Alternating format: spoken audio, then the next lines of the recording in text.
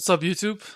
Today we're going to be talking about how to win against a aggressive Olaf player as Aatrox. Mainly, what stands out to me in this matchup is taking Ignite over TP paired with Flash.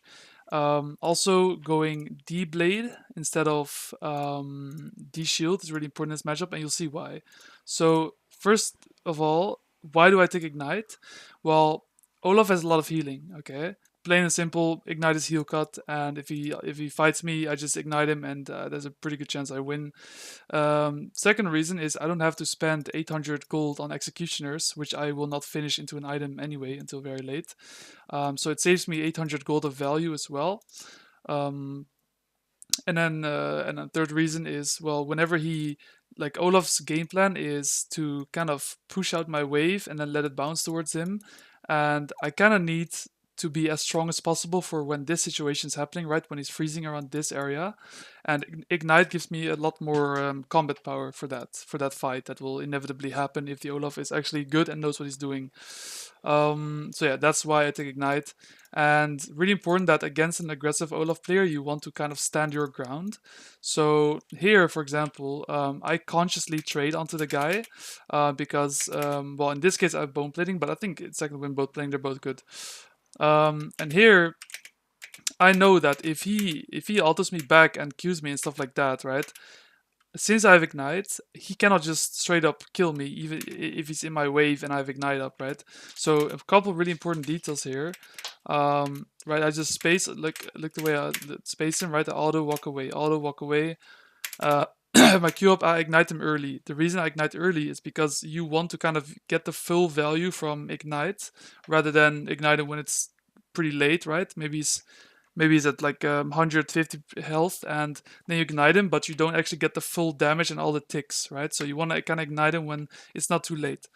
And then, you know, I kill him, and this is just called standing your ground. Like League of Legends is designed to not have people be able to just kill you inside your minion wave most of the time. There are a couple of exceptions, but yeah, like, because of Ignite, I just win this. One mistake I did make was I didn't pot early enough. I should have potioned the moment, like right now, because this fight could have been lost if I like maybe took one or two more autos, and maybe potion would have made a difference there, right? So that's the first kind of topic. And then if we go to review one of my games I played on stream, this was in a master game. um, Same sort of setup, right? We go to lane, and number one most important detail is to have a ward in the bush. Now, in this case, I see Olaf start here. I don't know what he's invading or something, right? Most of the time, however, they will be starting in lane and you don't know where they are. And often they will just go into this bush and try to kind of cheese you. But again, because of Ignite, you can just stand in your wave and beat them anyway. But it's still good to ward this, just because it's gonna be a lost let flippy. Um, so here, okay, I pull the wave because he's gonna be late to lane. He's gonna be late to lane because he's doing some shenanigans, right? Sure. Okay, so now the wave is pushing towards me, right? And what I'm really prioritizing here is, of course, I want to get the XP if possible, so I might walk up and trade a little bit, but the less HP I have when the wave is bouncing back to him, the harder it is for me to play out the bounce and crash it myself, right? And that's the ultimate goal of this matchup, is to get the crash in so that I can get a reset without him freezing on me, right? Because if he freezes, it's really, really going to be hard to play out. So here, he throws his Q. A lot of Olaf players make this mistake where they throw the Q way too far away, and then you can just kind of walk up and auto him, and he has to go all the way here to grab his Q again, right? So I'm going to walk here, auto Q him, and then walk away to get these XPs and then get out.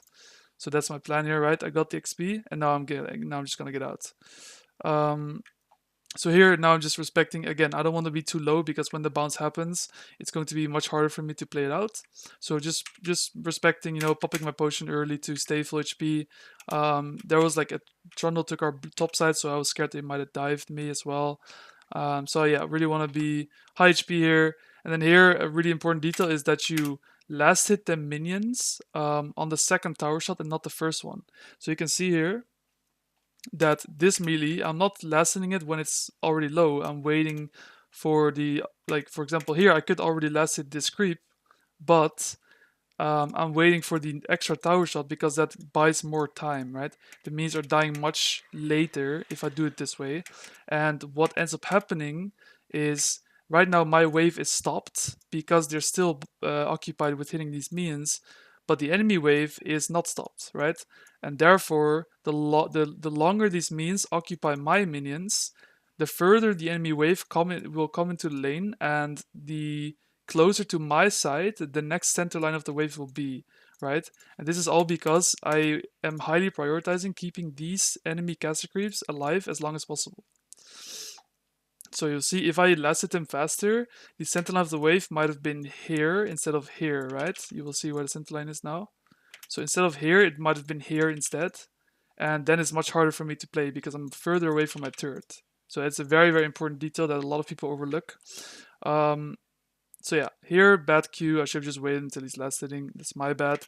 Really good that I don't use my third Q, right? So that the cooldown is a bit lower.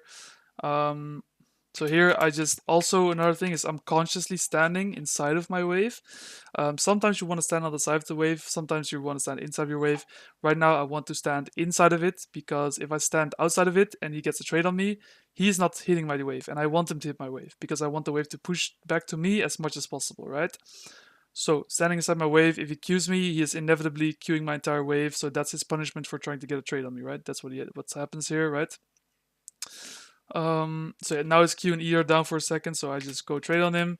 The reason this trade is fine is because it's very close to my turret, right? So, and also really important that I don't E in. A lot of people make the mistake of Eing in, and then you don't have any mobility to get out anymore, right? So here, when I trade like this, a lot of people would maybe WE forward or something. Depends on the situation, of course, but just be mindful of that. He levels up, right? I get the kill, partially because of Ignite, but also partially because my wave is very close to my turret. So he took a tower shot by dodging my Q, and yeah, I'm in a really good spot after that. So let's look at it again. Right, walks up, ease, takes my minions. I want to trade here because I'm close to my tower, right? And if I win the trade, or even if it's like an equal trade, Aatrox is a very strong champ when both parties are low in a lot of matchups. Not every matchup, like Renekton, Riven, these are even better. But in Olaf matchup, he is not a very bursty champion. He's pretty DPS heavy. So yeah, it's fine. And then here I get the kill, right? Partially because my wave manipulation, partially because of Ignite. And here he kind of pushed my wave during that trade. You can see that here. He kind of like, I mean, the means are also a little bit low from the previous. Yeah, I mean, honestly, I got lucky. My wave was like already low. His wave wasn't. So here I can decide to maybe hard shove the wave and then reset, or slow push into hard push into reset, or just reset now. The best option really depends on both means HP and like how long the enemy is dead and like if they have TP and stuff. In this case, my means were low. The moment the enemy wave came in, which means that they were like kind of losing the collective health bar battle, right? Which means that I can just base and come back to a nice freezing wave, which is happening here, right? I come back to a wave, really, really nice. Now, as for my purchase, um, I had 850 gold. Now, you want Tabis in this matchup for sure, because the more move speed you have, the harder it is for him to kill you, like straight up. Also, he's a very auto-attack heavy champion, and also they had a Trundle this game, right? So, but I don't want to just like straight up buy boots plus cloth armor. I still want some damage, so what I did was I go boots, longsword for the trades and all-ins because I'm kind of snowballing as well. And then I go refillable because any equal health trade we get, if he doesn't have refillable and I do, I win it, and vice versa. If he does have refillable and I don't, he wins it, right? So this just allows me to find more trades basically, and that's really nice. That's a good thing because I won't be punished as much for having maybe one bad trade. Here again, not eating forward, right? And now I'm just collecting the wave. And this is the biggest mistake a lot of people around this Edo make, is that they don't play safe enough when the wave is pushing towards them. So right now this wave is it's even, but it's on my side, which means that it's pushing towards him. Okay, so now any trade I get onto him is good because after crashing the wave, right, I can base and I come back, and he still has to play out the wave, but I can freeze, and then he's low HP, right? So any trade I get here is good as long as I don't die, basically, and I get to crash the wave. So here again, this classic Olaf mistake, right? He queues way too far. Like he's queuing really, really, like basically into Narnia. Look at this queue, right? Look how far that is. He cannot fight me without queues. Like he literally just straight up cannot fight me without having his queues up. So I can just walk up and play aggressively if I want to. And Olaf queues pretty long cooldown, pretty long. So here again, I see him like here. I see him last hitting the cannon mean. I think it was right. I think it was the cannon mean. Yeah. So I see him last hitting the cannon mean, and I'm like, okay, well, he throws a skill like that, and I just go. Like it is really that simple. And then I get a really good trade. Now, another important detail, if you remember earlier, I said that you want to stand inside of your wave because you want Olaf to push it towards you. In this case, I'm stronger, right? I am a level up. I'm pretty confident in my odds here, right? I have a refillable pot. Aatrox level 5 is pretty strong. So here, instead of standing inside my wave too much, I do it here, but here I consciously stand next to my wave because he now has to make a choice. Does he want to trade onto me or kill my minions, right? If I stand here, he trades onto me. He's not getting the value of hitting my minions at the same time, which means he doesn't have any wave control, right? So I want to stand here, and because I did this, he had to choose between queuing me or the cannon. He chose the cannon, and now his queue is down, and now I can get this trade off. So yeah, that's also a really important detail. So yeah, get the trade, and now I'm typing to my jungler. I see I'm literally pinging as the trade goes, right? I'm literally like doing this trade, and I'm conscious that the wave is pushing towards him. So like I'm already pinging here. Like I do 2 pings, and then 3 pings, 4 pings, 5 pings, and I even ping his summoner spells, 6 pings. And I type to my jungler, come dive, and I tell my jungler all the information he needs, like no flash, no ghost, right? And well, we do dive him, right? And that's partially because good communication, and communication is a very important part of a team game, right? A lot of people don't like typing and stuff like that, but you kind of have to get plays like these done. So I kill the Olaf. Trundle gets away. I think I misplayed. I could have maybe like instead of auto queuing, I should have just queued autoed instead on the Trundle. Um, so here, if I just queue instantly and then auto him, I think I might even kill him because the auto gives him more space to walk away, and then my Q sweet spot doesn't hit, right? So that's a mistake on my end. But yeah, we kill Olaf. I stay 1 extra wave. I base. I get Tabis because of me staying. I get Tabis, right? Back to lane, and now it's just rinse and repeat, right? I'm standing kind of on the side of the wave a little bit whenever I can. I should at least. Or I'm going past this wave, I suppose. Also good. And yeah, like I'm level 7 to 5, you know. What can this guy really do at this point? I'm just slow pushing, just slow pushing. This is also really important. I'm getting good trades in, and he just levels up in this timer, which I wasn't really accounting for. But again, I just pop my ult, early ignite.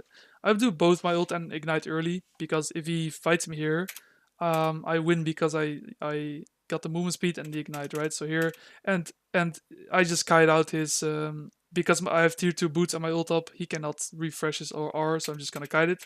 And in this matchup, trading ult for ult is really good for Aatrox. Like it's really really good. Olaf can't really catch up to you anymore with that R because your W will just slow him if he walks at you, and you can generally just have you can space him really well.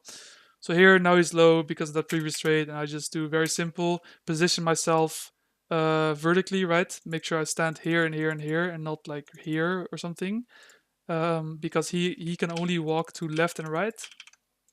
But if you stand here, he can walk left, right, and then also up and down. So he basically has more space if you stand on this side or this side. So you kind of want to stand here. It's just easier, right? And now I just do QW, Q, auto, Q, and he's dead.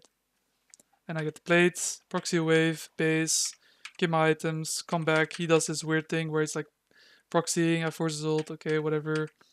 Push a wave, and now the same thing. I come back to an even wave state. He's here, and I'm just standing on the side of the wave. You know, I'm standing past his minions even. He queues me. His queue's down now. See how I'm like really punishing him, fucking up his queues a lot. And he's missing so much CS by me just slow pushing. Not many players these days, they don't make the mistake of like hard pushing too fast anymore. But in lower ranks, people still make that mistake where they they they they they still like would fast push this way, for example. It's much better to just slow push because look how many minions he's missing, right? And he's forced to like expand his mana to last hit him and use Qs to last hit him. And then when his Q is down after last hitting a cannon, for example, now you can just trade, right? Now his Q is down, you can easily trade. So yeah, just slow pushing, right? Just slow pushing. And I think here I get like a really good trade on him. And I'm not gonna like dive him here. I don't care about the dive. I just care about like getting the wave in and hitting the turret. And I get another base off, and then I kill him again. Or no, he lives. But oh, actually, I do kill him. Yeah, I mean, and that's how I won this matchup. Um, so yeah, I hope that was informative. If you want to consistently beat Olafs, this is kind of your game plan. Every detail I talked about here will be you have to kind of apply them in every single game you play. Um, and yeah, learn from this Olaf's mistakes too, right? Don't just use short queues. Don't trade too much when the wave is pushing towards you if you're behind, or at least be careful of the Aatrox trades. And just realize that often when you pick Olaf, you kind of want to. Well, usually you pick Olaf because he's really good into enemy team comp, right? So going even in lane is completely fine as Olaf. So yeah, thanks for watching. Leave a comment if you have an idea of the next video, and that's it. Peace.